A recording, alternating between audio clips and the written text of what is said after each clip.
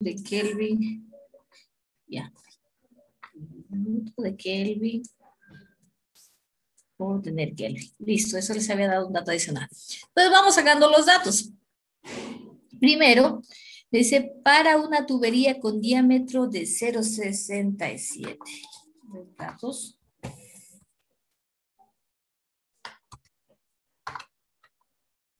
Datos, 2 puntos. Diámetro hidráulico, ya hemos dicho que en el caso de la tubería circular es el diámetro igual, y esto es de 0,067 inch. Mayúscula inch. Ya. ¿Qué más habíamos indicado? Primero voy a sacar los datos generales, luego vemos las conversiones, que estoy más segura que ahí es el problema. Fluye agua a 303,15. 303. Eso es temperatura, ¿verdad?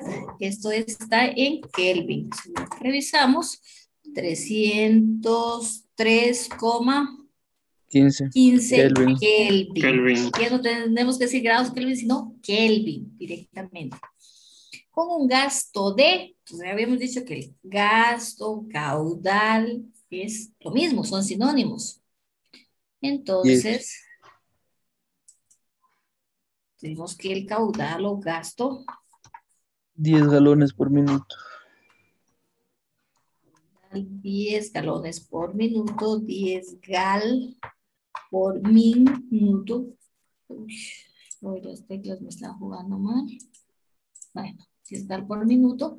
Determinar número de Reynolds. Reynolds, no sabemos cuánto es. Función de ello, régimen.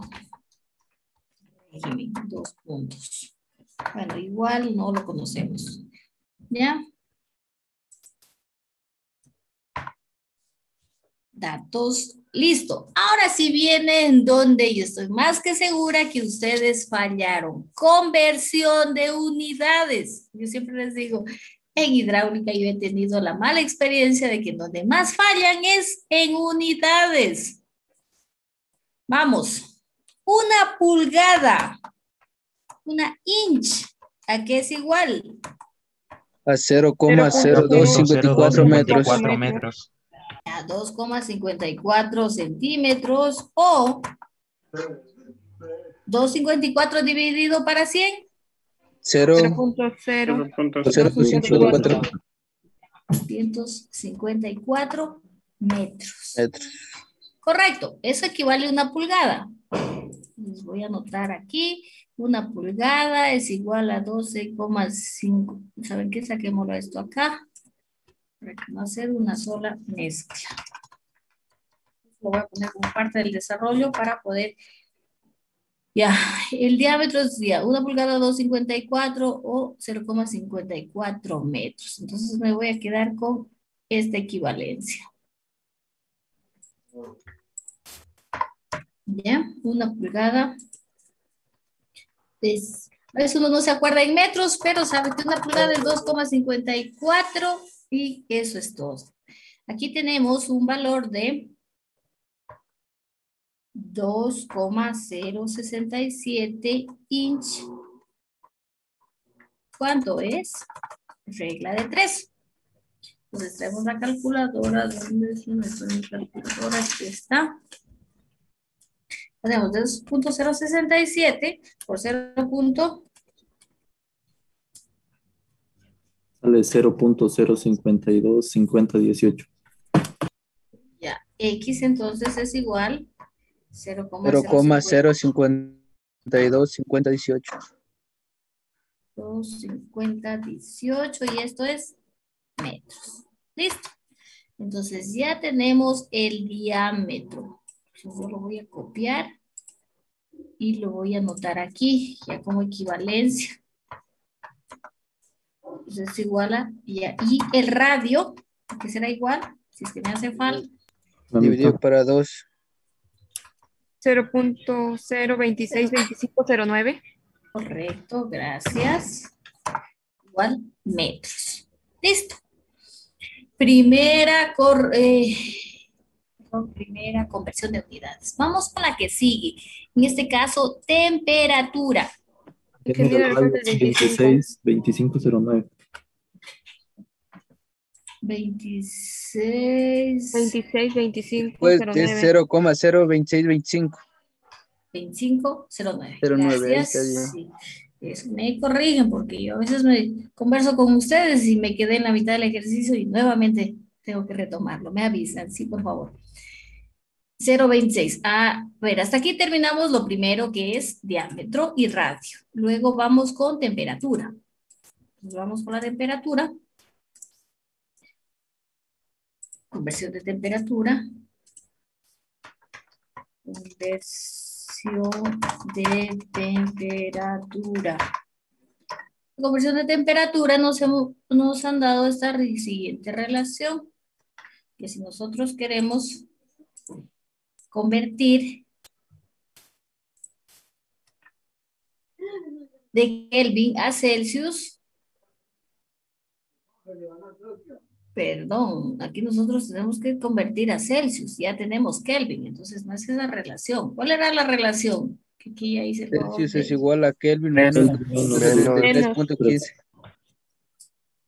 Celsius es igual a Kelvin Menos 273,15. Correcto. Kelvin menos 273,15. Ahora sí tenemos ya la relación matemática y anotamos. Entonces tenemos Kelvin 303,15. Esto es Kelvin menos 273. ¿Cuánto 30 es? grados centígrados. 30 Celsius. 30 Celsius. 30 grados. Ya, Celsius, ¿verdad? Entonces, grados, no sé por qué me coloqué. 30. Ahora sí, con este 30, ¿qué hacía? ¿Sí se acuerdan ustedes? ¿Qué iba a hacer con este 30? Llévanos a Vamos a ir a la tabla a buscar la viscosidad cinemática. tabla y vemos la densidad. Densidad, según Cairo. Perdón, viscosidad. La La viscosidad. viscosidad, correcto. Entonces yo me voy a la tabla. Es 0,798 por 10 a la menos 3. Pues vamos a hacer 0,800. 0.800 por 10 a la menos 6 es metros cuadrados sobre segundo. Yo confío en ustedes, que ustedes leyeron bien. 0,800 o 0,8 por 10 a la menos 6. ¿Está Menos bien? 6. Sí. 0,8. Sí, Está bien. Sí, está bien. Ya, confío en ustedes. Vamos a ver. ¿Qué más tenemos? A ver, tenemos el diámetro, tenemos la temperatura, que hemos dicho que es El caudal toca transformar. el caudal, correcto. Un galón. Primero transformado en litros. Un galón, ¿a qué es igual? 3.75 litros. Ahí está la falla. En galones, en litros por minuto es 37.854.1 litros por minuto, y ya en metros cúbicos sale 0.006630902 metros cúbicos por segundo. Muy bien, gracias, Denis. Denis ya nos dio la respuesta, ya nos facilitó. Pero le vamos a anotar la respuesta a Denis, pero para que ustedes no se olviden, y veo que aquí parece que es el error, vamos a anotar la equivalencia de un galón. ¿Cuál es la equivalencia de un galón? 3.785 litros. Correcto, esa es la equivalencia. O algunos solo manejan así, 3,78 litros. 3,78 litros o 3,785 litros. Cualquiera de las dos, en este caso va a variar un poquito decimales, pero no a millones. Entonces ya lo vamos a calcular. Dejémoslo con 3,78. Y luego le hacemos pues el cálculo con la variación, en este caso de los 3,785, para ver cuál es la variación, que no va a ser mucha. Listo, entonces un galón 3,78 litros. Y un minuto en segundos, ¿cuánto tiene? 60 segundos. 60 segundos. ¿Y un metro cúbico en litros? 1000 litros. Correcto.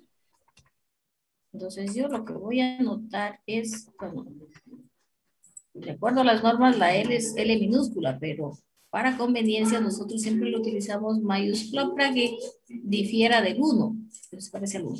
Listo, entonces aquí ya tenemos todos estos valores que nos van a permitir realizar la conversión. Entonces ahora sí convierto. Tengo 10 gal por min.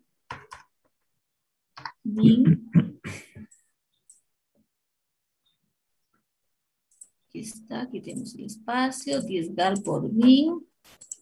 Entonces, yo necesito que abajo me quede, quiero eliminar galones. Entonces tiene que estar en el denominador.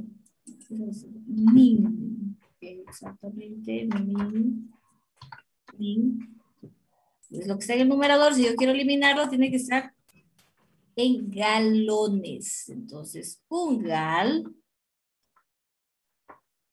aquí es igual 3.78 litros. 3.78 litros, correcto. Gal con gal se van minutos. Si está en el numerador, yo tengo que escribirla si está en el denominador, yo tengo que escribirlo en el numerador. Entonces, un min 60 segundos. Correcto, tiene 60 segundos. Entonces, ahora sí, minutos con minutos se simplifican. Galones también se van a simplificar y nos va a quedar en litros por segundo.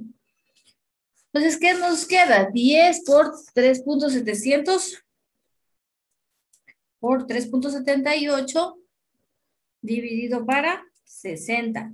¿Cuánto nos ha quedado? 0,63. 0,63 litros por segundo. Pero como nosotros queremos en metros cúbicos, decimos que un metro cúbico es igual a 1000 litros. Entonces, si un metro cúbico es igual a 1000 litros, 0,63 dividido para 1000, ¿cuánto es? 6.3 por 10 a la menos 4. Correcto, entonces aquí la respuesta. 6,3 por 10 a la menos 4. Correcto, 6,3 exponente 10 a la menos 4 y esto es metros cúbicos por segundo. ¿Ya? Hasta ahí todos están bien. Sí, ingeniera. Ya. Todavía no llegamos a la fuente del error. 6,3 por 10 a la menos 4 segundos. Muy bien. Tenemos el caudal. Yo lo voy a copiar. Y lo voy a pegar como dato.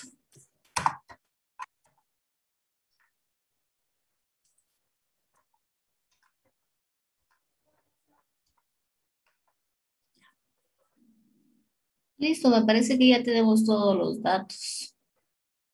Ya tenemos todos los datos. Ahora sí, ¿qué vamos a calcular? Área. La velocidad. La velocidad. Tenemos primero que partir, ya saben ustedes, de lo que no tenemos. ¿Qué no tenemos? Reynolds. ¿Cierto? Y luego, sí. Cálculo de Reynolds. Cálculo de Reynolds.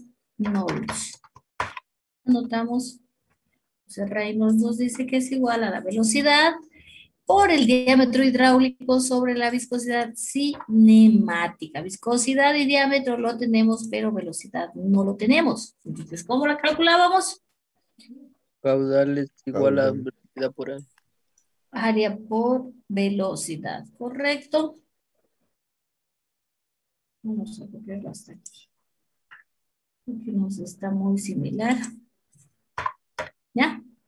Cálculo de la velocidad. Entonces vamos a calcular la velocidad. La velocidad dice que es igual área por velocidad.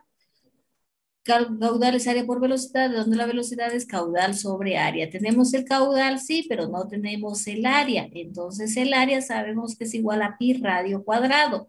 ¿Cuál es el radio para nuestro caso? 0,0262509. Correcto, Franklin. Entonces, ese valor lo vamos a anotar aquí. Y lo elevamos al cuadrado. 0.026, 2509 al cuadrado, y esto por pi, ¿cuánto nos da? 2.1646 10 a la por menos 10 a la menos 3 31 elevado a la metros menos 3. cuadrados. Correcto, 16.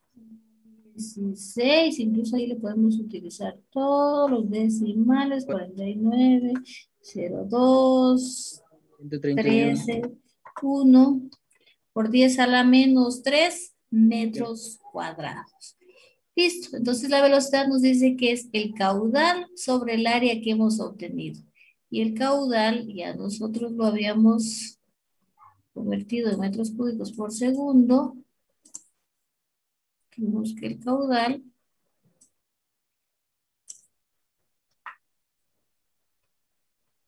ya sobre área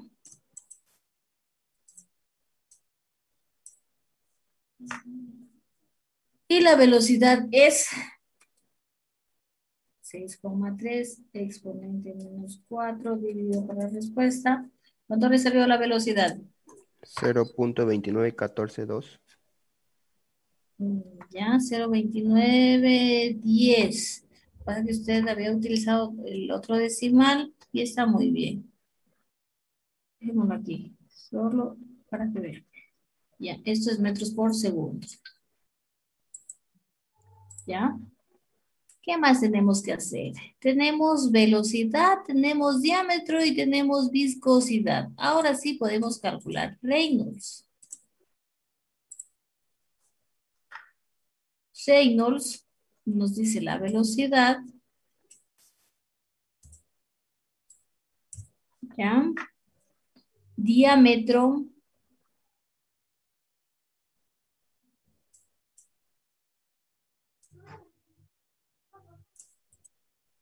Diámetro.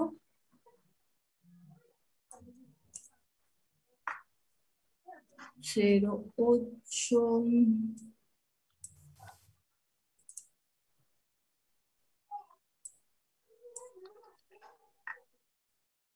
Ya.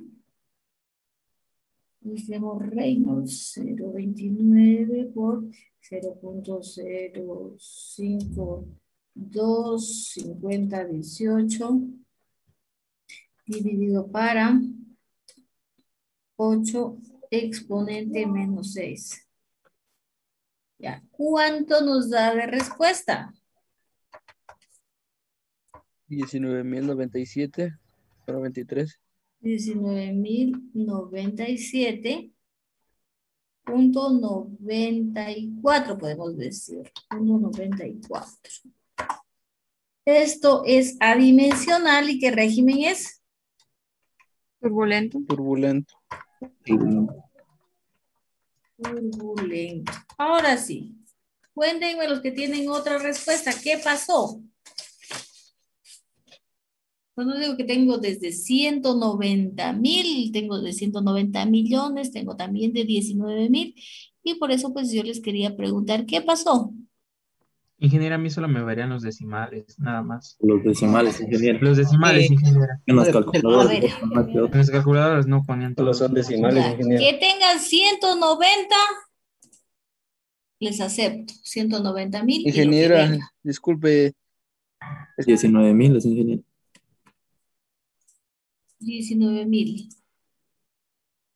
19,097,94.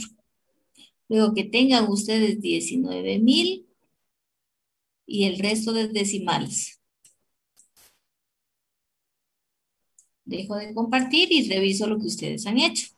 Me faltó la coma, ingeniero. A ver, 1912. El que me envió 1912, mal. 19,125. Bueno, les podemos estar aceptando. Vimos más de 19,000, más por las conversiones que han realizado. A ver, Ingeniero, es que en las Yesenia conversiones se Guamán. utilizó todito los decimales, por eso sale esa respuesta. Ya. Claro, Solo utilizó dos. Yesenia Guamán. Entonces le podemos Algunos. aceptar. Loaiza. Loaiza. ¿Qué más nos está enviando? Talía también. Ya.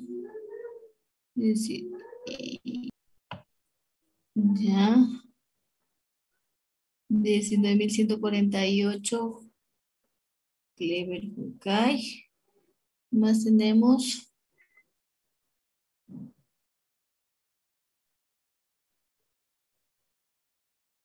Jairo, usted me ha enviado 100, a ver, 1, 2, 3, 4, 5, 6, 19 millones. Es que me olvidé ponerle la coma, ingeniero, por eso. Ya saben ustedes que ahí sí que ya no hay disculpa. Nelson, 19.030. Lo voy a compartir. Ahora sí. Vamos. Este es el ejercicio 4. 4 me parece que es. O 3. 4. ¿No quieren? ¿Está difícil? Ya, 4. A través de un tubo de 6 inch circula 124 litros por segundo de agua a una temperatura de 15 grados Celsius, 15 grados Celsius. Punto seguido, determinar el número de Reynolds y el comportamiento del flujo. Listo. Último ejercicio de Reynolds para participación.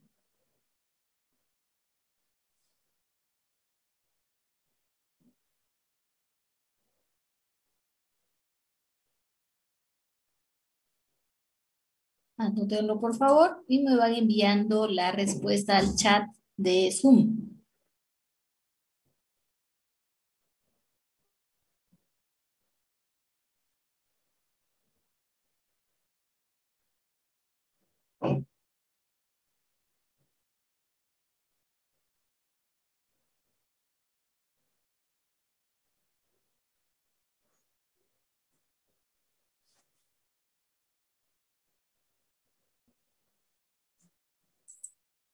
¿Ya? Dejo de compartir y empiezan ustedes a resolverlo. Recording Si hay stopped. preguntas, pues adelante.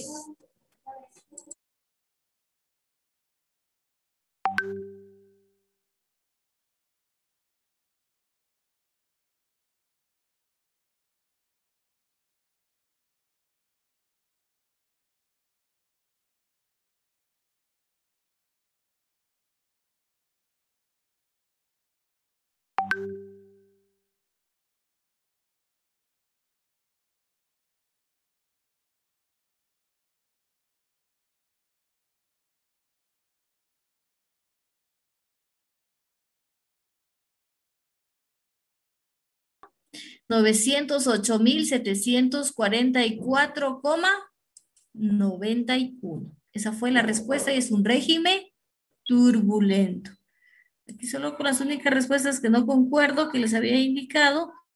¿Qué pasó en este caso, Roger? ¿Qué pasó, Roger? ¿O dónde está la dificultad para poderle explicar? Ya encontré yo mismo el problema que había calculado con en litros mal. Había estado puesto otro valor de 10 litros y aquí es 124. Ahí había puesto mal, por eso. Ya, bueno, son entonces datos. A ver, y María Belén, ¿qué le pasó a usted? Es que me faltó colocar un dato en la viscosidad. Por eso me varían mucho los datos. Ya, la viscosidad. Gladys, ¿qué pasó con usted? Uso la viscosidad, creo. Valor de viscosidad. Listo. Eso es. Entonces, el resto pues está comprendido. Vamos a continuar. Entonces, hasta aquí pues revisamos el número de Reynolds y habíamos indicado pues que el número de Reynolds es muy importante para determinar el régimen específicamente. Ahora vamos a continuar. Si estamos hablando de tuberías, pues vamos a revisar qué se puede hacer dentro de este tema? Les vamos a hablar hoy el tema de tuberías. Entonces, para hablar de tuberías, primero pues tenemos que partir siempre del concepto básico. ¿Qué es una tubería? Entonces, ayer habíamos estado hablando y hoy también que son conductos cerrados, que sirven para transportar fluidos. En este caso, pues nosotros lo utilizamos para transportar agua a presión. Ya hay de un sinnúmero de materiales. Por ejemplo, nosotros lo más común que encontramos en el mercado es la tubería de PVC, polivinil, en este caso que ya vamos a ver qué significa el PVC, que es un diminutivo, o las siglas. Luego tenemos también, hay tuberías metálicas, nosotros podemos trabajar con tuberías de aluminio, tuberías en este caso de cobre, cada uno tiene sus diferentes usos. Dependiendo, pues, si lo vamos a utilizar para la construcción, lo vamos a utilizar para el riego, lo vamos a utilizar para agua caliente, para agua fría, va a estar bajo algunos centímetros de profundidad, en este caso va a estar enterrada o va a estar al aire libre. Entonces, para ello tenemos que tomar algunas consideraciones. Ahora, hay diversos criterios para clasificar las tuberías. Uno de los criterios con el cual vamos a partir es el tipo de material. Entonces, el tipo de material, luego hablamos de la presión de trabajo y el diámetro nominal. Son algunos criterios. Nosotros partimos por el tipo de material. Entonces, en función del tipo de material, si nosotros hablamos para riego, pues podemos hablar del polietileno, que si ustedes van a los catálogos, vamos a encontrar PE. Eso significa polietileno. Siempre que vengan ustedes estas siglas PE, estamos hablando de polietileno. Ahora, si vemos el policloruro vinil, el PVC. Policloruro vinil, PVC. Polipropileno, PP, hierro galvanizado y aluminio, pues vamos a encontrar directamente con sus nombres, no hay diminutivos para ello. Entonces, polietileno, policloruro vinil y polipropileno PP. Eso es lo que vamos a encontrar y que son algunas de las tuberías, pues en función de esos materiales. Entonces, tuberías pueden haber de hierro galvanizado, de aluminio, polipropileno, de PVC o de polietileno también. Y algunas otras, pues que no se las acostumbra para riego. Solo estamos hablando para las tuberías de riego específicamente, que hay también otros materiales para otras tuberías. Ahora, este material, en este caso, pues habíamos indicado el polietileno, tiene las siguientes características. Primero, son las más económicas que vamos a encontrar en el mercado. Si vamos a comprar tubería entre PVC y polietileno, la tubería de polietileno, que ustedes ven en esta foto, es la más económica. Pero esto sucede hasta qué diámetro, para diámetros menores a 50 milímetros. Entonces, ¿qué es lo más económico? Polietileno, siempre y cuando los diámetros sean menores a 50 milímetros. Si los diámetros son mayores ya a este valor indicado, van a superar ya los valores, incluso pueden ser más costosas que las mismas tuberías de PVC. Pero si llegamos hasta 50, pues podemos quedarnos con polietileno. Ahora, el polietileno tiene la ventaja de que está diseñada para resistir los rayos ultravioleta, en este caso, los rayos provocados por el sol. Por lo tanto, pues no hay ningún inconveniente cuando nosotros trabajamos con la tubería expuesta al sol. Ahora, eso también depende del material. Hay material pues que es realmente, vamos a decir, material virgen y material reciclado. Entonces, si es un material reciclado, sí va a resistir al sol, pero ya va a tener un menor tiempo de vida útil que el material virgen, que va a ser un poquito más costoso y va a tener una mayor vida útil. Entonces, otra ventaja que nosotros le damos a la tubería de polietileno, pues es de fácil instalación, porque nosotros sabemos que la tubería de polietileno es muy flexible y la podemos manipular. Hay veces que tenemos que llevar, en este caso por trayectorias que son totalmente irregulares, Tenemos que vencer algunas pendientes, pues en este caso unas trayectorias muy curvilíneas, que si nosotros vamos con PVC, pues tenemos que ir al mínimo cambio de ángulo, codo de 45, codo de 90, tenemos que ir agregando pues estos accesorios para poder dirigir. Pero en cambio, polietileno, pues nosotros le podemos ir dando la dirección que se requiera porque es muy flexible. Ahora, el polietileno se obtiene pues del gas de etileno. En este caso, esto es producto del petróleo crudo específicamente, el cual ha sido sometido a una presión considerable. Y hay polietileno de baja densidad, es decir, este polietileno que se lo llama blando. Este es el resultado de someter pues al petróleo a 2000 kilogramos fuerza por centímetro cuadrado, y también tiene ramas o cadenas ramificadas de carbono. Esto se refiere a los carbonos que tiene dentro de su nomenclatura. Y también posee pues mayor resistencia al agrietamiento y es más flexible. Entonces es más flexible por cuando pues va a tener mayor resistencia a la manipulación. Y no va a presentarse grietas, porque si hablamos del polietileno duro, como su nombre lo dice, pues la flexibilidad de este tipo de material pues es más marcada en cuanto a la rigidez. Por lo tanto, si nosotros manipulamos este polietileno pues duro, haciéndole una presión para que sea más flexible, en algunas de las veces se puede agrietar. Aunque tenemos la característica que es flexible, pero algunas presiones pues ya no va a resistir y va a perder su forma y grietas se pueden presentar. Entonces aquí tenemos polietileno blando y polietileno duro. Ahora, también este polietileno pues lo hemos dicho que depende del origen del producto. Si es materia virgen o materia prima virgen, va a tener un costo más elevado, pero va a ser de mejor calidad, y esto lo relacionamos específicamente con la vida útil. Luego también pues está lo de material reciclable, que nosotros también encontramos que nosotros lo podemos utilizar, pero sabemos que la calidad pues va a ser un poco menor si nosotros le aplicamos alguna presión que esté fuera de sus límites. Por lo general pues se pueden romper o se puede agrietar específicamente.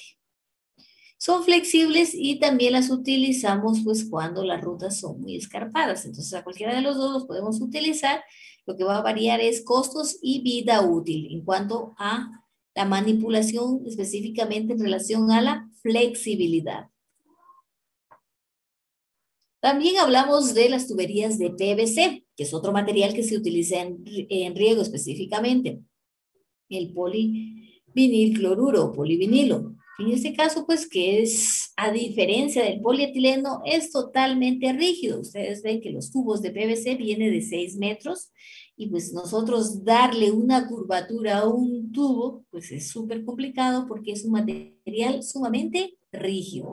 Por lo tanto, pues, si es rígido, aquí sí tenemos que utilizar una serie de accesorios para poder llevar con este tipo de tubería en lugares en donde tienen pues trayectorias muy curvilíneas o hay sitios totalmente escarpados o pendientes muy elevadas, que lo conocemos. Entonces, por lo tanto, pues es importante que este PVC, a diferencia del polietileno, no soporta la acción directa de los rayos solares. Se vuelve vidrioso. Si usted tiene un tubo de PVC y lo deja algún tiempo, que esté a una exposición directa de los rayos solares, más lluvia, y con el tiempo que pasa, luego usted coge el tubo de PVC y es como si trabajara con un tubo de vidrio. Está totalmente vidrioso y se puede romper con facilidad. Por lo tanto, pues las tuberías de PVC necesariamente tienen que ser enterradas. Esa es la característica, que necesariamente tienen que estar enterradas para evitar pues los efectos del sol. Ahora, esas tuberías de PVC también, en este caso, pues, a más de enterrarlas, habrán casos excepcionales en donde deban, por la misma infraestructura, deban presentarse fuera del suelo, es decir, con una acción directa del sol. Por lo tanto, para esos casos excepcionales, hay que comprar una pintura específicamente y pintar la tubería que está expuesta al sol. ¿Para qué? Para incrementar su periodo de vida útil.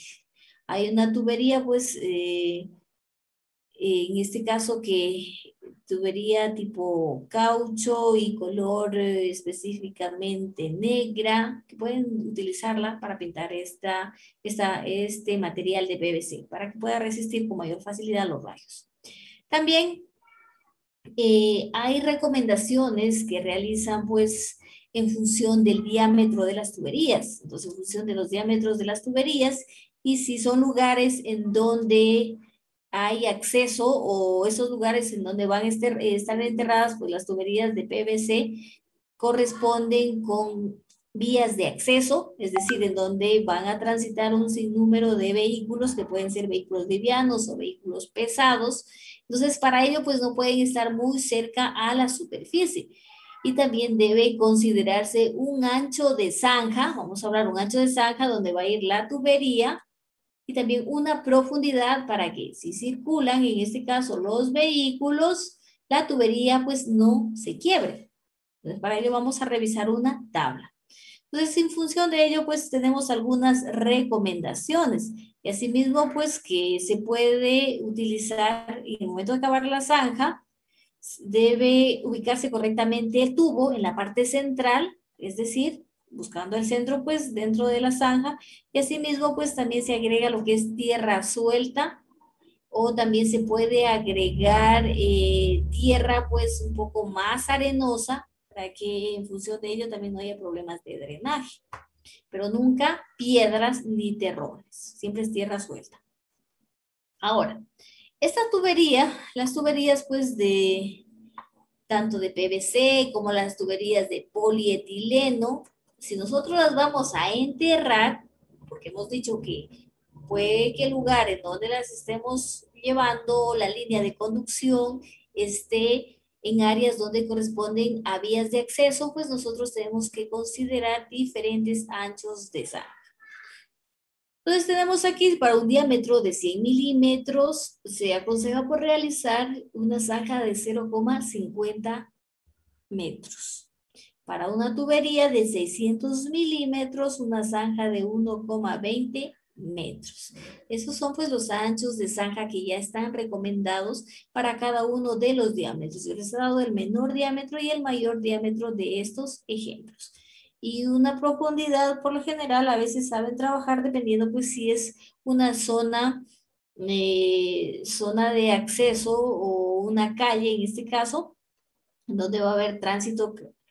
Se puede trabajar a unos 80 centímetros. Ahora, si es un lugar en donde no hay ningún problema en cuanto al ingreso de vehículos, con unos 50 centímetros, 60 centímetros, dependiendo también del diámetro, estaría correctamente. Entonces, todo está en función del lugar en donde va a ir ubicada la tubería. Ahora, las tuberías de polipropileno. Entonces, hemos hablado de tuberías de polietileno, polivinil, PVC y ahora polipropileno, que se denomina como PP. Estas tuberías, al igual que las tuberías de PVC, son totalmente rígidas. Pero, ¿cuál es la facilidad de estas tuberías de polipropileno? Pues, específicamente es que de acuerdo a ese mismo material, nosotros podemos utilizar un instrumento para hacer la rosca en los extremos. Entonces aquí no tiene ningún punto en este caso para nosotros poder unir. Entonces para ello, ¿qué se hace? No recuerdo cómo se llama el instrumento que permite hacer rosca en la punta. Y con ello pues nosotros podemos unir los accesorios. Entonces por eso se lo conoce también a este tubo como tubo roscable. En la parte comercial se le dice tubo roscable. Y en riego, como dice aquí, se utiliza para los elevadores. Nosotros tenemos, por ejemplo, el aspersor. Vamos a decir que esta punta blanca que ustedes están viendo es el aspersor.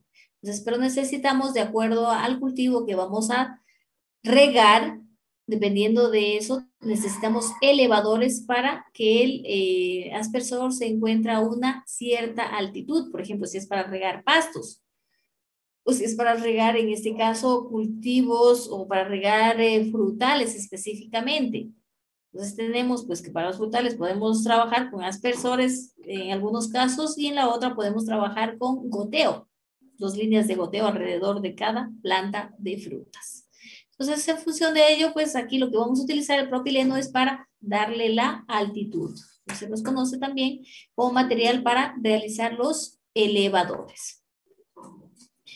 También tenemos según el tipo de material las tuberías de hierro galvanizado. No, esto a la actualidad no se utiliza, ya se ha dejado de utilizar porque primero que es fácil, no es fácil llevar pues una tubería de hierro galvanizado y realizar pues un recorrido que por lo general ustedes saben que las bocatomas o las instalaciones de sistema de riego no es que van a estar a la esquina de nuestra casa, sino tienen pues algunas distancias que hay, muchas de las veces hay que recorrer porque no hay ingreso de vehículo. Entonces llevar pues este material es un poquito complicado por la masa mismo de este cuerpo. Y otra que hay lugares en donde el agua procedente, el agua que vamos a tomar para riego, pues es un agua que tiene una elevada cantidad de sales. Ustedes saben que las sales por lo general causan problemas a los metales y específicamente la corrosión.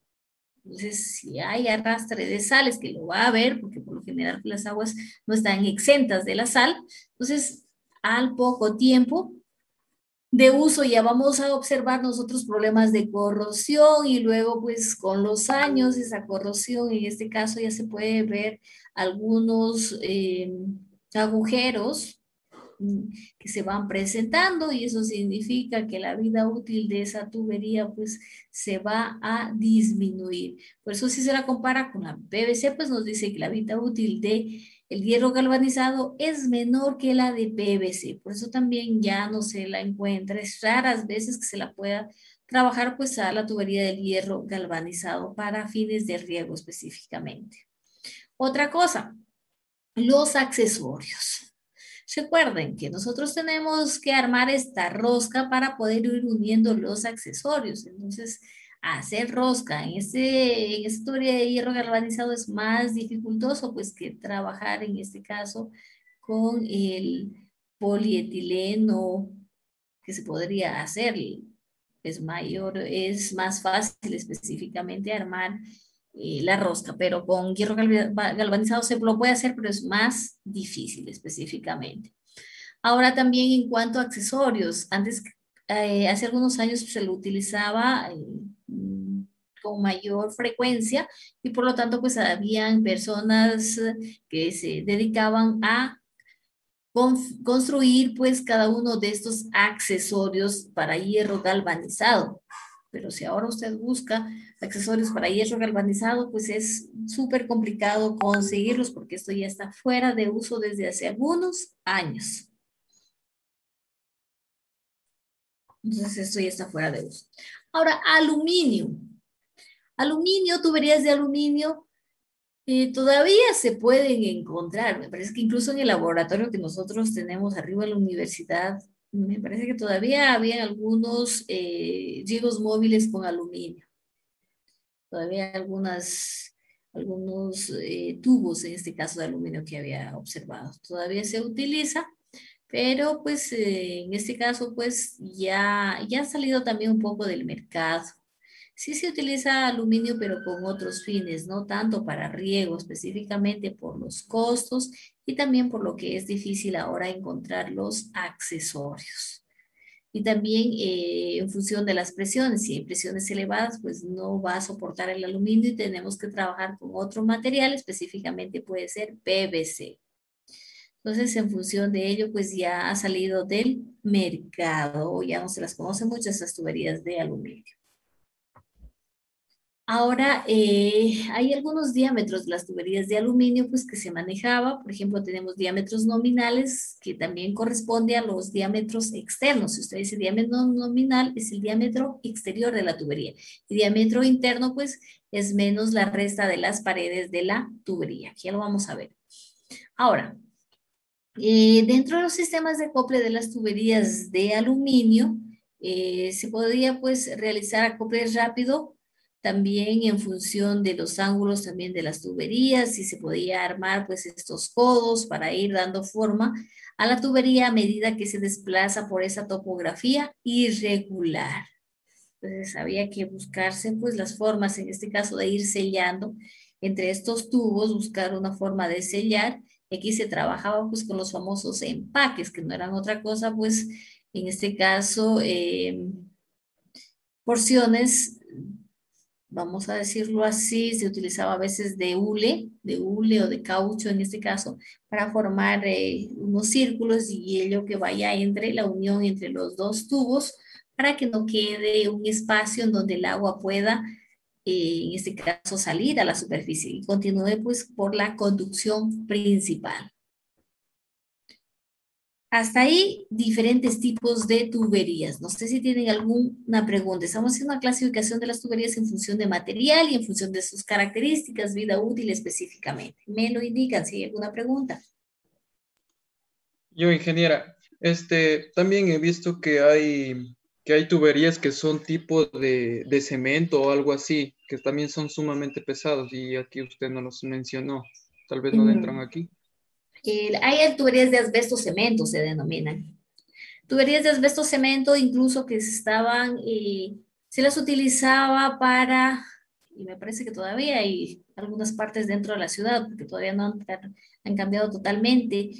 Se las utilizaba más para la distribución de las alcantarillas, la parte de alcantarillas en la ciudad de Loja, y también para distribución de agua, pero agua potable, hace algunos años.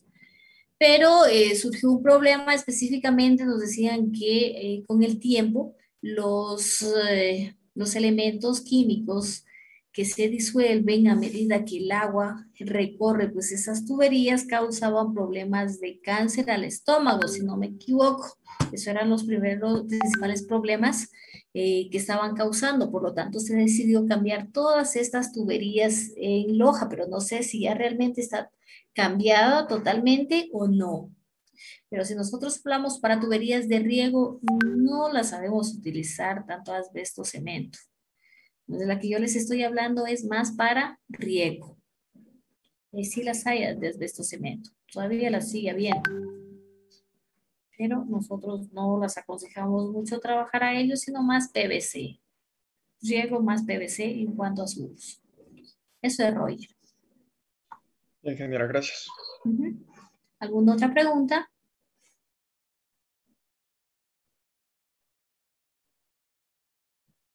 Bueno, vamos a continuar. Ahora vamos a recordar un poquito lo que era la presión hidrostática.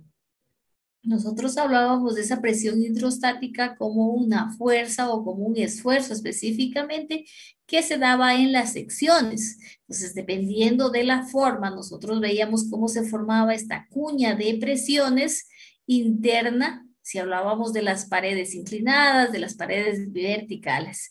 Pero como estamos hablando de tuberías, también existe una presión hidrostática que está ejerciendo presión ¿sobre qué? Sobre la tubería, específicamente las paredes de la tubería. Por lo tanto, pues se necesita que esta tubería tenga una resistencia a la presión. Y todo está relacionado también con el desnivel. ¿A qué desnivel está ubicada la tubería? Es un desnivel, qué sé yo, una pendiente más del 50%, es una pendiente del 1%. Entonces, en función de ello, se va a calcular ya en sistemas de riego cuál es la presión que tiene que vencer, y entonces en función de ello se elige del catálogo cuál es lo más aconsejable. Y ahora, si nosotros tenemos mayor presión, también está relacionado, si nosotros tenemos que utilizar una tubería que tenga que vencer grandes presiones, uno de las formas de vencer pues este problema de la presión es con espesor de paredes. Entonces, si nosotros vamos a los catálogos, que ya ustedes me van a consultar los catálogos de las diferentes tuberías del Ecuador, ustedes van a revisar que tenemos el mismo diámetro nominal que habíamos indicado, que es el diámetro externo, el mismo diámetro nominal, pero diferentes diámetros internos. Ahora, ¿por qué sucede esto? Porque los espesores de la pared son diferentes para cada una de las tuberías y esto está en función de la presión que deba resistir. Si yo necesito vencer pues una presión considerable, el espesor de la pared también va a ser mayor. Si la presión pues es despreciable o poco significativa, el espesor va a ser muy fino, el espesor de la pared de la tubería en este caso. Entonces, por ello, pues nosotros tenemos que considerar este esfuerzo hidrostático o esta presión específicamente que nosotros vamos a seleccionar finalmente de acuerdo a las características del terreno. Ahora, este espesor pues que se utiliza dentro de los catálogos que nos presentan pues se calcula de la siguiente forma. Entonces, aquí se dice que 2 veces el esfuerzo hidrostático es igual a la relación entre el diámetro externo y la tubería del espesor, diámetro externo de la tubería del espesor, y menos 1 por la presión, en este caso, de trabajo. Entonces, en función ellos a esta relación matemática, vamos a decirlo, diseña las tuberías. Y luego pues nos sacan al mercado y nos dice cuál es el espesor de cada una de las tuberías y qué presión resiste. Entonces, por lo general, a veces está en megapascales, dice 0.63 megapascales, 1 pascal. Entonces, en función de ¿de qué? Nuevamente vuelvo y repito, del espesor de las paredes que debe cumplir para que se dé esta relación.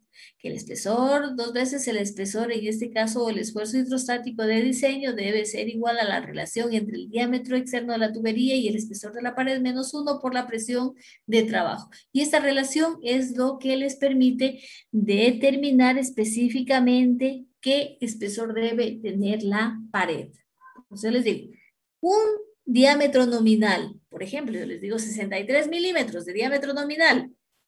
Tengo como 6 ejemplos de 63 milímetros como diámetro nominal y diámetro interno pues van a empezar de 58,4, 57, 55, todo en función de qué tan ancho sea el espesor de la pared. ¿Y eso está en función de qué? De la presión que deba resistir. ¿Y cómo lo calculan las empresas que se dedican a elaborar o a construir pues estas tuberías en función de esta relación matemática que parte del esfuerzo hidrostático de diseño? Y entonces ellos en laboratorio van probando pues hasta qué presión máxima puede soportar esa tubería. Incluso muchas de las veces cuando nosotros hacemos los cálculos vemos que está pasando, por ejemplo, unas 2 décimas, me dice 0,63 y yo calculo y me sale 0,64. Digo, pero si en el catálogo dice 0,63, es decir, que yo estoy ya sobre el límite. Tendría que buscar otra tubería, pues, de un espesor mayor, pero si nosotros revisamos a fondo estos catálogos, ellos nos dan la posibilidad incluso de podernos pasar, pero lo mínimo, y va a seguir resistiendo, pues, esa presión. Entonces, no es que si pasó del 0,63 ya colapsó todo, no. En este caso hay un rango pues en donde puede soportar, pero no necesariamente tenemos que siempre pasarnos de lo que nos está dando el catálogo, sino siempre ajustarnos a lo que nos dice el catálogo. Aunque hay veces que se pasa una mínima y nosotros decimos ya no tenemos que trabajar con esa tubería, vamos con otra de otro diámetro. Y eso nos significa costos, elevar costos dentro del proyecto. Por lo tanto, pues podemos quedarnos con esa décima y jugarnos que no va a pasar nada, pero siempre y cuando no sea pues, un valor totalmente elevado. A eso me refiero. Por lo tanto, pues cuando vamos a comprar esa tubería, nosotros vamos a dar siempre diámetros nominales. Siempre diámetros nominales. Entonces, un diámetro de 63 milímetros, un diámetro de 75 milímetros, un diámetro de 90 milímetros, de 600 milímetros, nosotros lo vamos a pedir, pero en el catálogo nosotros podemos saber ya con qué espesor viene cada uno de estos diámetros. Eso tenemos que ir analizando. Ahora, también dentro de la presión hidrostática, pues se revisa el espesor en función de la resistencia a vencer la presión. Entonces, hay que buscar lo más adecuado o hay que seleccionar del catálogo lo más adecuado. Tenemos también los diámetros de la tubería, que son diámetros nominales y diámetros internos. Ya habíamos indicado que el diámetro nominal es el diámetro exterior. Entonces, nosotros vamos a un catálogo y vemos que ese diámetro nominal, ¿a qué hacemos referencia? Al diámetro externo específicamente. Entonces, aquí no estamos considerando el espesor de la pared de la tubería, sino únicamente el total. Vemos por fuera cuál es el diámetro exterior y nada más. Pero si es para diseño, ya para diseño nosotros no vamos a calcular con el diámetro exterior, sino vamos a calcular con el diámetro interior, porque es realmente el diámetro que nos indica la cantidad de fluido que está pasando por ese ducto cerrado. Vamos a ir analizando. Entonces aquí tenemos ya en forma de gráfica. Hemos dicho diámetro nominal, si ustedes observan, ¿qué pasa? Es el diámetro exterior. Diámetro exterior. Y luego tenemos el diámetro interior. Pero para el diámetro interior, ¿qué hay que descontar?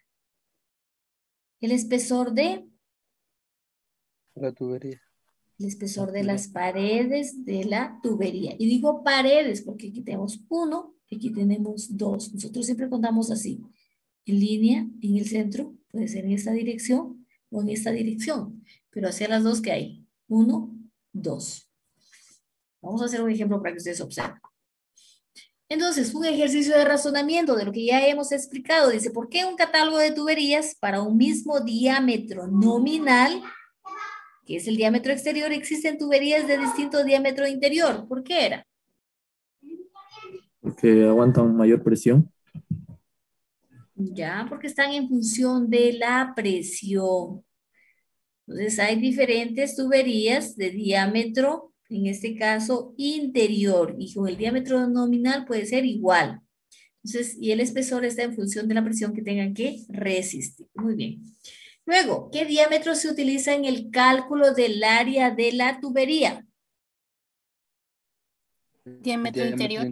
Diámetro interior. Siempre trabajamos con los diámetros interiores, correcto. Entonces, si nosotros queremos saber cuál es el caudal que está circulando por una tubería, nosotros no podemos considerar el exterior porque ya está considerado las paredes.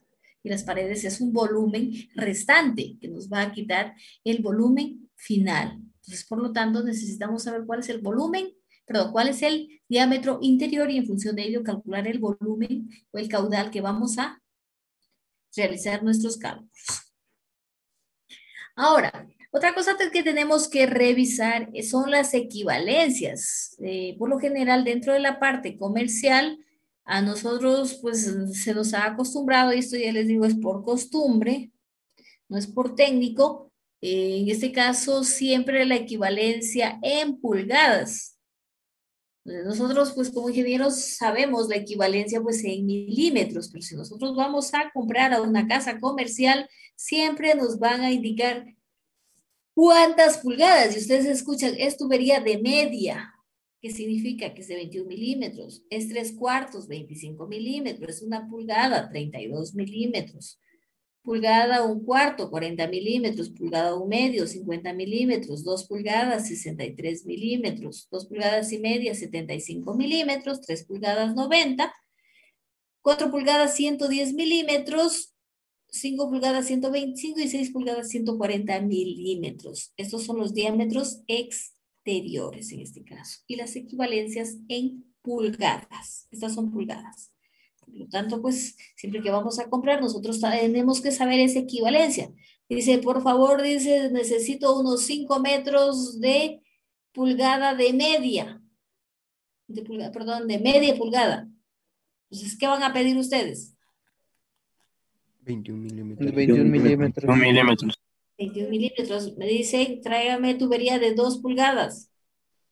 De 63 33 milímetros. milímetros. 3 milímetros. Entonces, esto es lo que nosotros siempre tenemos que relacionar, las pulgadas con los milímetros, y son diámetros externos.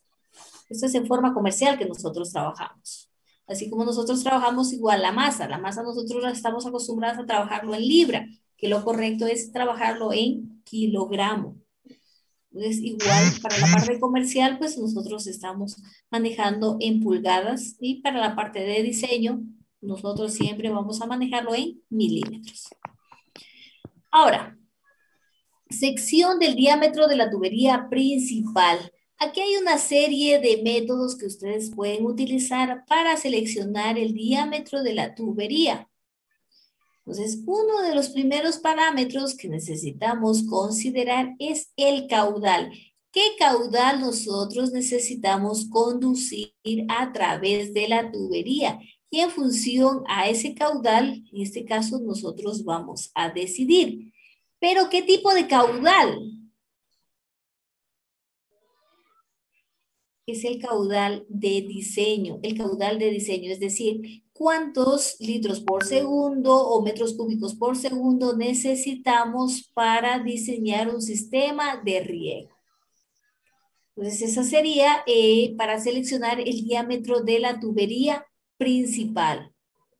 Luego, pues para los diámetros de las tuberías secundarias, nosotros tenemos que saber cuántas laterales lo vamos a dividir, cuántos laterales vamos a ubicar dentro del área de riego, cuántos aspersores va a tener cada línea de riego y cuál es el caudal que cada aspersor necesita para poder determinar el caudal total.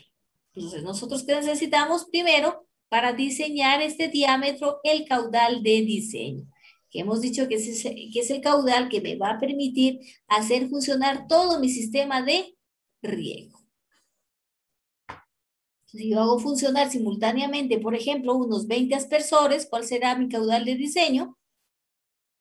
El caudal del aspersor por el número de aspersores, que sería 20 aspersores por el caudal del aspersor. Si tenemos que cada aspersor, en este caso, pues, funciona con 1 litro por segundo, sería 20 por 1 litro por segundo. 20 litros por segundo sería el total o caudal de diseño, 20 litros por segundo. Ahora, otro parámetro importante pues es siempre manejar velocidades. Nosotros hablábamos que hay velocidades de sedimentación y velocidades que me puede presentar pues el golpe de ariete. Entonces, para ello tenemos que la velocidad del agua, en este caso, de forma general, indiferentemente de qué material vamos a utilizar, si es polietileno, si es polipropileno, si es PVC, la velocidad que se debería manejar es entre 0,5 y 2,5 metros por segundo. Entonces, ese sería el rango aconsejable. Ahora, más adelante vamos a revisar que en función del material de la tubería, incluso puede, pues, llegar a trabajar con un poquito más de velocidad de los 2,5 metros por segundo, porque sí la puede resistir tranquilamente y no va a existir problemas, en este caso, de implosiones o golpes de ariete. Ahora, si nosotros tenemos velocidades más bajas, es decir, de 0,5, una velocidad más baja, ¿qué significa? Que vamos a tener, ya hemos dicho, sedimentación. Entonces tenemos que lograr pues que la velocidad de 0,5 pues sea lo mínimo que se mantenga dentro del sistema de riego. O hay veces cuando uno ya se está modelando en EPANET o se está modelando en WaterCat, en cualquiera de ellos, ya con datos reales, ¿qué sucede? Que muchas de las veces pues se nos va un valor de, por ejemplo, 0,3, pero esto será por una lateral de unos 6 metros. Entonces, pues lo podemos dejar ahí, no hay ningún problema. Pero si tenemos velocidades bajas en toda la parcela, pues ahí sí tenemos que saber que si la velocidad está baja y yo tengo que incrementar, ¿qué voy a hacer con el diámetro? Incrementar el diámetro. Ahí vamos a llegar a 0 si incrementamos, Adrián, el diámetro. Disminuir el diámetro es. Perdón, reducir para que haya más presión. Correcto, reducir el diámetro. Entonces ahí vamos a obtener un valor de velocidad un poquito más elevada, pero tampoco tenemos que pasarnos pues de lo recomendable. Por lo tanto, pues igual, si tenemos velocidades más altas, ¿qué vamos a hacer con el diámetro? Aumentarle ahí. Aumentar el diámetro. Más grande. Vamos a aumentar el diámetro. Ahora, aquí ya, desde ya les doy una consideración. Muchas de las veces estamos dentro ya del modelado del sistema de riego, pero empezamos que el lateral 1 es de 63 milímetros, el lateral 2 es de 50, el lateral 3 es de 63, el 4 es de 75. Y empezamos una serie de selección de diámetros diferentes. O sea, lo ideal en este caso es tratar de mantener un mismo diámetro para las tuberías, en este caso secundarias, y un mismo diámetro para la tubería principal o de conducción. O sea, eso sería lo más práctico, porque yo no puedo decirle, pues, de la casa comercial, deme 20 metros de 63, 100 metros de 50, 30 metros de 75, y luego tenemos que estar comprando accesorios para hacer reducciones, para hacer incrementos, pues esto nos va a elevar el costo. Entonces, por ello tenemos que ir revisando bien dentro de estas modelaciones. A ver, habíamos dicho pues que para velocidades menores a 1 metro por segundo se necesita se necesitarán diámetros mayores, lo que encarece el sistema, porque tuberías de mayor diámetro cuestan mucho más. Eso es en la parte práctica. Ya vamos a la parte económica. Entonces es mejor trabajar pues con diámetros no tan elevados, también dependiendo del sistema de riego. Si es un proyecto pues considerable, lógicamente que se nos van a ir diámetros mayores, especialmente en la conducción principal. Llevo más cantidad o más volumen de agua, necesito un mayor diámetro. Ahora también hay que tener una consideración sobre el golpe de ariete. Pues, ¿qué es el golpe de ariete? Pues son implosiones que se llegan a presentar en la tubería, en este caso, cuando existe una apertura brusca o cierre brusco de válvulas. Abre o cierra bruscamente las válvulas, pues esto va a ocasionar que el golpe de ariete se presente o estas implosiones, y también velocidades bajas también velocidades altas también pueden causar este golpe de ariete. Entonces, para ello tenemos que tener cuidado. Pero se ha dicho, pues aquí es una paciencia enorme cuando uno va a abrir o cerrar válvulas. Hay veces que estamos justo en época de racionamiento de agua. Entonces hay problemas y nos dan el agua por horas. Pero ¿qué sucede con las personas pues que abren y cierran válvulas dentro del sistema de agua potable? Pues ellos lo que hacen es, si es posible, en un segundo doy apertura totalmente a la válvula y empiezan rotura en la calle A, voy a la rotura en la calle C, en la D, dice, pero si es en la época donde menos agua tenemos, ¿cómo es que se rompe la tubería? ¿Cuál es la respuesta? Cierre muy brusco de válvulas o apertura muy brusca, en este caso la apertura. Justamente viene el agua con presión y empiezan las implosiones. Por eso tenemos una serie de problemas, incluso cuando menos agua hay es cuando más explotan las tuberías. Si ustedes han sido observadores, o tal vez luego pueden fijarse en cómo se vienen presentando estas condiciones. Esto es porque la presión pues llega en este caso a romper la tubería. Flujo en tuberías. Ya habíamos hablado del flujo en tuberías, habíamos hablado que el flujo en tuberías pues es el conjunto de estas líneas o el tubo, en este caso lleno, o estas líneas de corriente.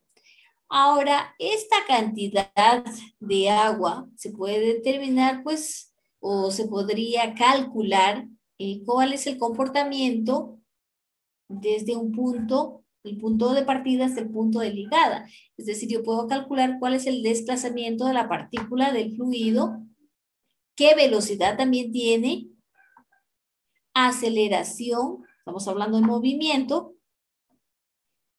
También podemos saber, de acuerdo a los criterios que habíamos hablado, específicamente el tiempo, si esto permanece constante o existe variación.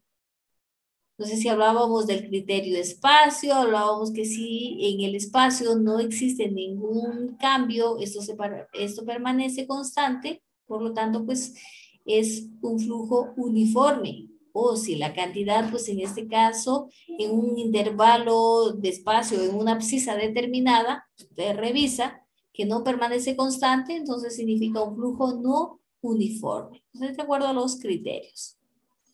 También aquí podemos revisar que hay algunas variables que pueden permanecer constantes en el tiempo. Ya habíamos hablado del espacio, ahora también en el tiempo. Nosotros podemos considerar, se había indicado un cierto número de horas como intervalo de tiempo y en función de ello revisamos qué pasa con el volumen.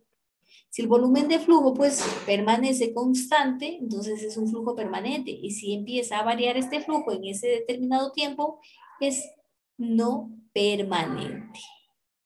Todo está en función de los criterios que uno se decida.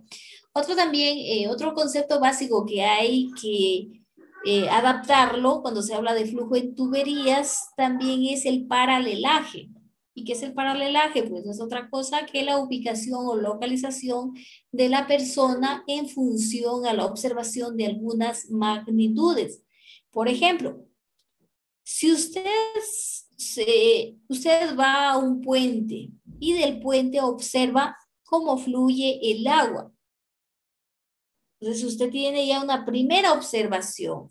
Entonces si usted detenidamente se queda observando, es como si no hubiera ningún cambio en el tiempo. Está viendo desde el puente, se ve el agua como si estuviera quieta, ¿verdad? Está viendo hacia abajo, puente, abajo el agua. Y es como si el agua continúa ahí, que no hay ningún problema, no hay ninguna variación, a excepción si nosotros lanzáramos, por ejemplo, un flotador y vemos que el flotador pues va recorriendo alguna longitud, vemos que hay cambio. Pero si no por paralelaje, si nosotros subimos al puente, ¿qué vamos a ver? Que eso no va a cambiar.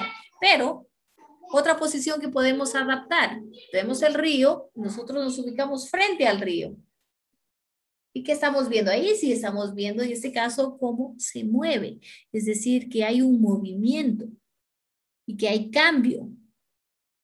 Entonces, eso también se puede considerar dentro del comportamiento del flujo, las observaciones en función de la ubicación, es decir, del paralelaje donde se encuentre. Eso también tenemos que revisar, no es lo mismo la posición en donde nos encontramos con la observación de estas variables. Observación de estas variables. Vamos a continuar. Ahora, los flujos también se pueden combinar entre sí. Los flujos también se pueden combinar entre sí. Dentro de ellos tenemos el flujo uniforme, permanente, y aquí pues dice uniforme y permanente, que estamos combinando dos criterios. ¿Cuáles criterios? Tiempo y espacio. Tiempo y espacio.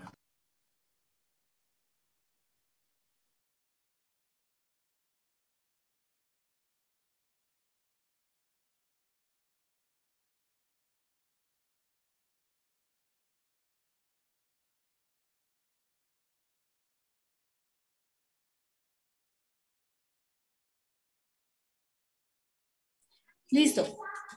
Entonces, aquí tenemos, como ustedes muy bien lo han dicho, tenemos la combinación del criterio tiempo y del criterio espacio. Entonces, eso podemos adoptar flujo uniforme y a la vez permanente. ¿Qué significa? Que ninguna de las características del flujo, la presión, la velocidad, va a variar con el espacio y el tiempo.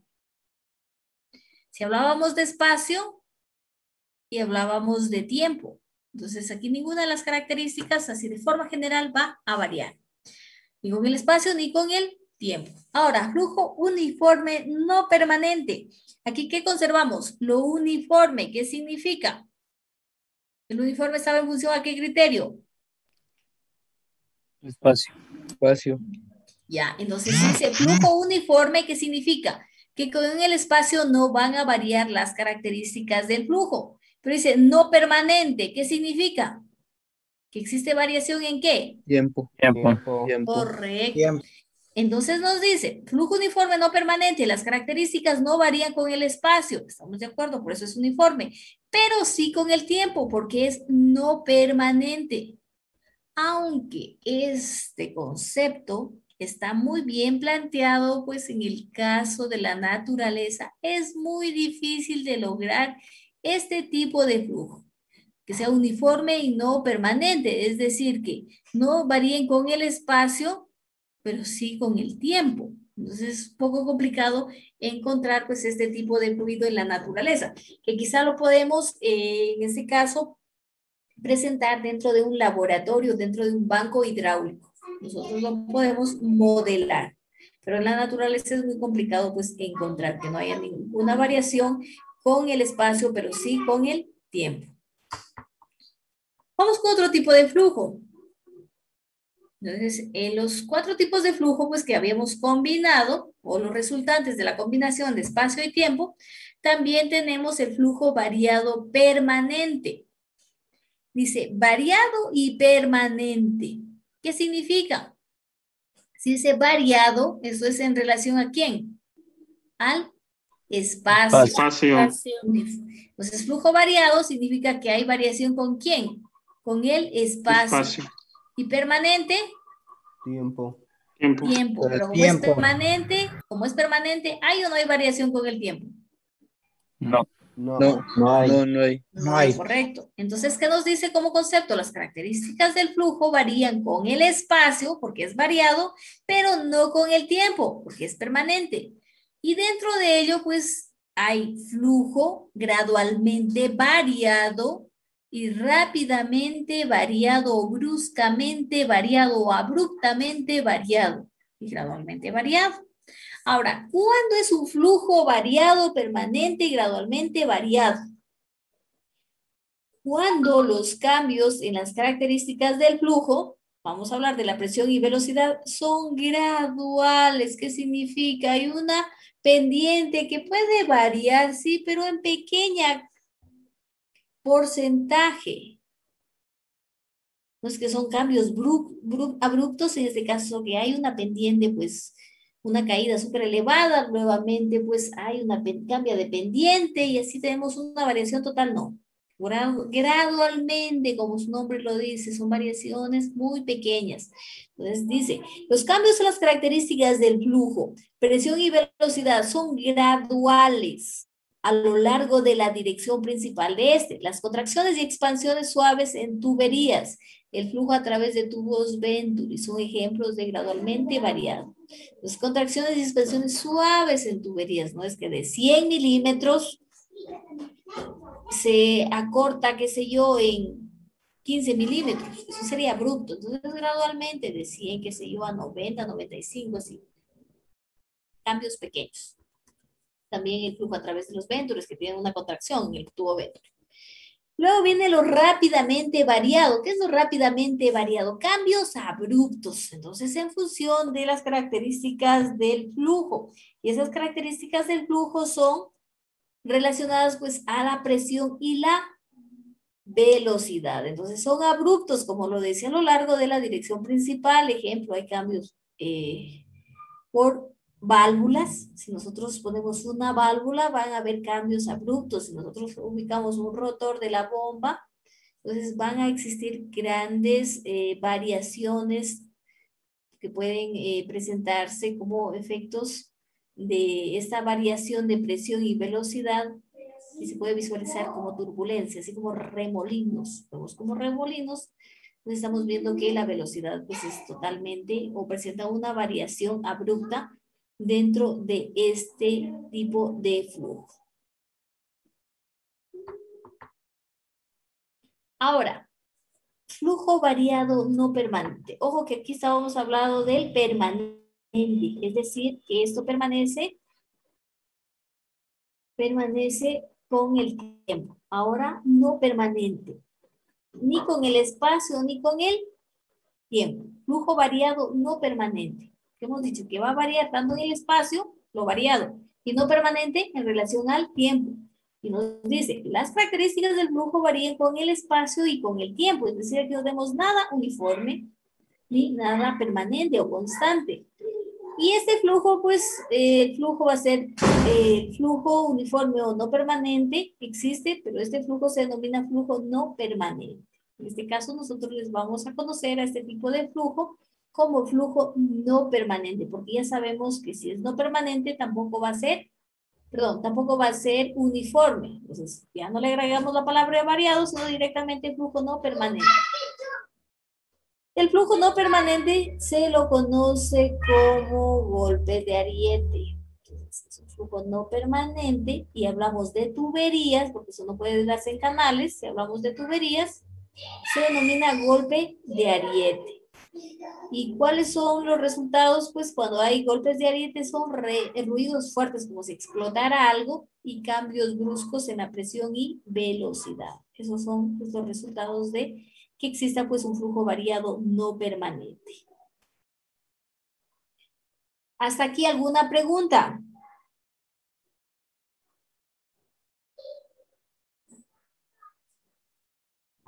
¿Qué hemos realizado ahora? Hemos revisado el tipo de flujo en las tuberías y hemos dicho que existen dos criterios. ¿Cuáles son esos dos criterios? Espacio y tiempo. Tiempo, espacio. Y tiempo. Y hacemos una combinación de esos criterios y ¿qué tenemos? Flujo uniforme y flujo permanente. Uniforme en función al espacio y permanente en función al tiempo. Pero a su vez, nosotros hacemos esta combinación con el tiempo y obtenemos ¿qué? 4 tipos de flujos. ¿Cuáles son? Flujo uniforme permanente. Entonces, ¿qué significa? Que permanece en espacio y permanece en tiempo. Las características especialmente presión y velocidad. Luego tenemos flujo uniforme no permanente. ¿Qué pasa? Permanece en el espacio, pero no en el tiempo.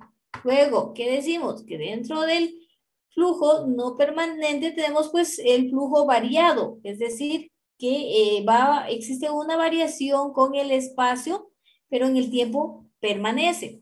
Aquí hemos dicho que vamos a encontrar el variado, que puede ser gradualmente variado, y el rápidamente variado. Y todo esto está en función de qué tan bruscamente cambian los valores de las principales variables como presión y velocidad. Si es gradualmente, hablamos de gradualmente variado. Si la presión y velocidad cambia abruptamente, rápidamente variado, que corresponden al flujo variado permanente. Eso van a ir revisando. También hemos dicho que el flujo variado no permanente, pues en este caso, ¿qué significa? Que va a variar con el espacio y va a variar con el tiempo.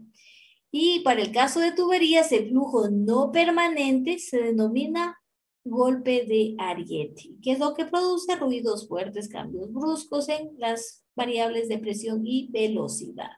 Eso es lo que hemos analizado específicamente.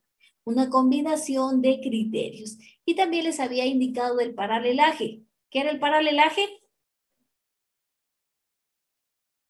La ubicación de la persona de observación. Observador. Correcto. Es el cambio, en este caso, de la posición del observador. Si usted está sobre un puente, está viendo el ruido directamente, si hay una inclinación o si hay una línea recta, todo eso va a hacer que la observación sea totalmente diferente. Ahora, vamos a ir revisando, vamos a avanzar un poquito más y vamos a revisar lo que se refiere pérdida de carga o pérdida de presión. Entonces, para ello y en función del tiempo, ustedes me van a ayudar con una consulta. Van a hacer lo siguiente. Yo dejo de compartir. Ustedes me van a investigar qué es pérdida de carga. Carga, o en otros libros van a encontrar como pérdida de presión.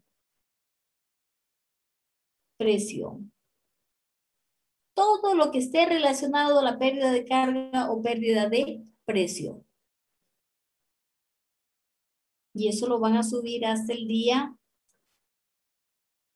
Con ustedes nos vemos el día jueves. Entonces lo van a hacer hasta el día miércoles. 18 horas PDF. No se olviden que esto me van a consultar, me van a parafrasear, me van a citar y van a anotar referencias de libros científicos. Si no hay Leí. autores, ingeniero. Sí hay cómo citar cuando no hay autores, pero que la información sea fidedigna. Por lo general aquí toda esa información ustedes la pueden descargar de las hidráulicas. Y hasta ahora hidráulicas sin autor no he encontrado. Ingeniera, ¿solo tipo consulta o tipo informe? Deber.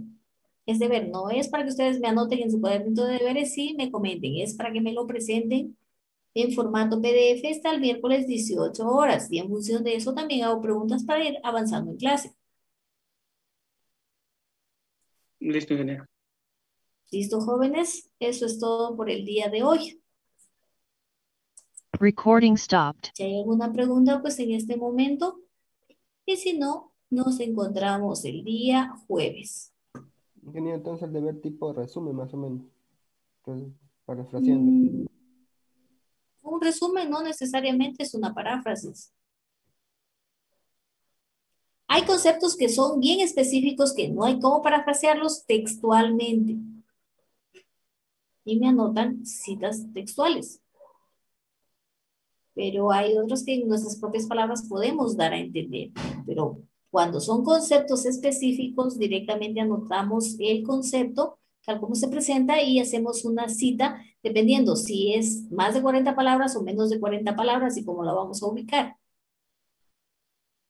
Eso está en las normas que les había pedido que revisen. Normas APA, séptima edición.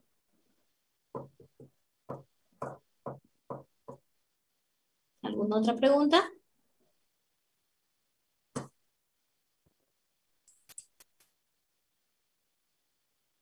Bueno, como no la hay,